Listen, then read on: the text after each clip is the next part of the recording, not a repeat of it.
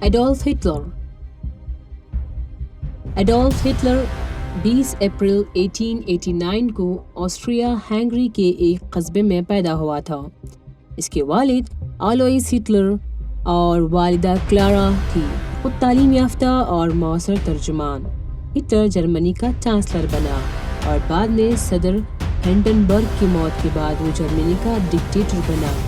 Hitler leader بننے کے بعد اس نے تمام سیاسی پارٹیوں کو ممنوع قرار کر دیا۔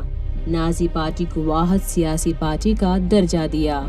نازیزم کے اصولوں پر عمل کرتے ہوئے انہوں نے جرمن آریہ نسل پرستی کو پوری دنیا میں بالادست سمجھا اور اس نے پورے ملک میں نسل پرستی کی بنیاد رکھی۔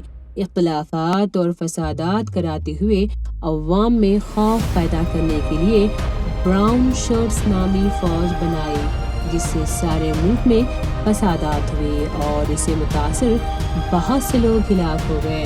نسل پرستی کو پاک کرنے کے نام پر لاکھوں افراد کا قتل ہوا، جسے ہولوکاسٹ کا نام دیا گیا۔ یہودی جنہیں ہٹلر نے نسل پرستی کے نام پر قید کیا تھا، انہیں غذا پانی دیے بغیر غلاموں کی طرح لوگوں کو اذیت خانوں میں رکھا گیا۔ روشنی اور ہوا کے بغیر چیمبروں میں لوگوں کو بند کر کے زہریلی گیسوں کے ذریعے ان کا قتل کیا گیا۔ ساری دنیا پر فتح حاصل کرنا اور جرمنوں کی آریائی نسل کے مرتبے کو ساری دنیا میں بلند کرنے کی خواہش ہی دوسری عالمی جنگ کا اہم سبب بنا۔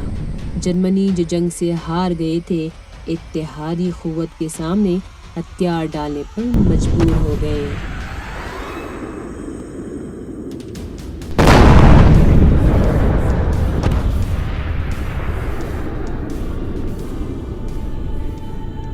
’1945 میں ہٹلر نے خودکشی کر لی۔